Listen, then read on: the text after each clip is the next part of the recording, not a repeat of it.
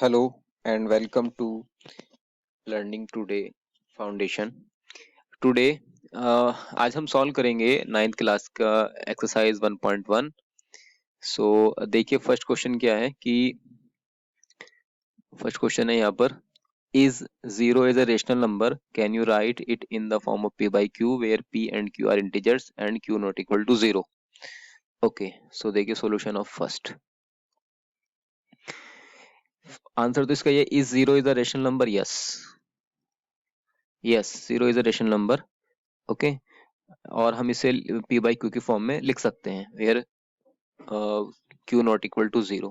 Okay तो हम किसी जीरो को p अपॉन क्यू की फॉर्म में लिख सकते हैं. जैसे कि अगर जीरो है तो हम जीरो क्या लिख सकते हैं, 0 अपॉन 1 और 0 upon 2, 0 upon 3 and so on.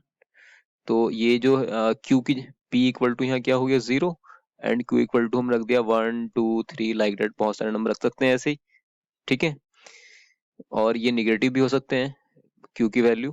तो q सारे के सारे जो q हैं वो इंटीजर्स हो सकते हैं. ओके फ्रेंड्स, ओके तो इसका आंसर हो गया यस और इसे लिख सकते हैं. सेकंड क्वेश्चन क्या है, सेकंड क्वेश्चन है find 6 rational numbers between 3 and 4. 3 and 4, 3 और 4 के बीच में आपको 6 रेशनल नंबर फाइंड करने हैं. तो सिंपल है ये भी. मान लें कि qi be the rational number between 3 and 4 where i equal to 1 to 6. ठीक है, तो आप मान लें ऐसे कुछ भी मान सकते हैं, क्यों ना माने अपनी तरफ से कुछ भी मान सकते हैं. मैं मान लेता हूँ, लेट कर लेते हैं कि क्यू आई कोई रेशनल नंबर है, be the rational number between 3 and 4. Okay where i goes from 1 to 6. मतलब आई की वैल्यू 1 2 3 4 5 6 तक लेंगे हम, क्योंकि ये 6 पूछ रहा है यहाँ पर. ठीक है, तो इस हिसाब से अगर देखें तो पहला Q1 आई की वैल्यू जब Q ली तो कैसे फाइंड करते हैं, इनको हम दोनों को ऐड करके उसका हाफ कर देते हैं. 3 + 4/2. Okay which is equal to 7/2. Okay तो 7/2 जो है वो 7/2 किस किस के बीच में आ गया, 3 और 4 के बीच में. तो एक रेशनल नंबर ही मिल गया, p अपॉन क्यू के फॉर्म में लिखा हुआ है. इसी तरह से आप Q2 निकाल लें, कोई दूसरा नंबर. इसके लिए क्या करें, एक तो ये ले लें 3, और ये जो मतलब हमने क्या किया है, यहाँ 3 है, यहाँ 4 है और कहीं यहाँ पर आया है 7/2. तो इन दोनों के बीच में एक आ गया. अब इन दोनों के बीच में एक नंबर लेते हैं, 3 के बीच में, 3 और 7/2 के बीच में. तो 3 + 7/2 को ऐड करके 2 से डिवाइड कर देंगे. ठीक है, तो ये आ जाएगा, कितना हो जाएगा ये 13/2 अपॉन 2. ये 13 हो गया, 7/2 + 3 13/2 upon 2 which is equal to 13/4. Okay ये 13/4 को यहाँ पर आ जाएगा, इन दोनों के बीच में यहाँ पर आ जाएगा 13/4. एक नंबर ये हो गया. ऐसे ऐसे आपको 6 नंबर फाइंड करने हैं. फिर हम निकालते हैं Q3. Q3 क्या हो जाएगा, 4 + 7/2. ठीक है, 4 + 7/2 अपॉन 2. इन दोनों के बीच में एक नंबर फाइंड कर लेते हैं, कितना हो जाएगा 15/2 अपॉन 2, ये वाला 2. ठीक है, which is equal to total कितना हो जाएगा ये 15/4. ठीक है, 15/4 ये आ गया हमारा 7/2 और 4 के बीच में. 7/2 और 4 के बीच में एक नंबर यहाँ पर आ गया 15/4. देख रहे हैं आप, सब नंबर p बाई क्यू के फॉर्मेट के आ रहे हैं, ये सब रेशनल नंबर है. इसी तरह से ये तो हमने अभी Q3 फाइंड किया था, अब यहाँ पर Q4 फाइंड कर सकते हैं, चौथा नंबर इसी तरह से. ठीक है, अब इन दोनों के बीच में ये 13/4 और 15/4, यहाँ इन दोनों के बीच में कोई नंबर आ जाएगा, इन दोनों को जोड़ें, ऐड करें दोनों को और उसको उसका हाफ कर दें. इन दोनों को ऐड करके इसका हाफ कर दें. ठीक है, जब इसका हाफ करेंगे तो ये कितना आ जाएगा, ये आ जाएगा 27/4/2 which is equal to 27/8. Okay तो ये हो जाएगा 27/8. 27/8 यहाँ कहीं आएगा इन दोनों के बीच में, यहाँ पर ये है, ये वाला पॉइंट कहीं आ जाएगा इन दोनों के बीच में 27/8। तो आप देख रहे हैं ये जितने भी नंबर आते जा रहे हैं सब इन दोनों के बीच में ही है, 3 और 4 के बीच में। ठीक है, इसी तरह से Q5 फाइंड कर लेंगे, इसी तरह से Q6 फाइंड कर लेंगे। ठीक है, Q5 कैसे फाइंड करेंगे, 7/2 और 15/4। ये जो हमारा 15/4 और 7/2 यहाँ इन दोनों के बीच में कोई एक नंबर फाइंड कर लेंगे।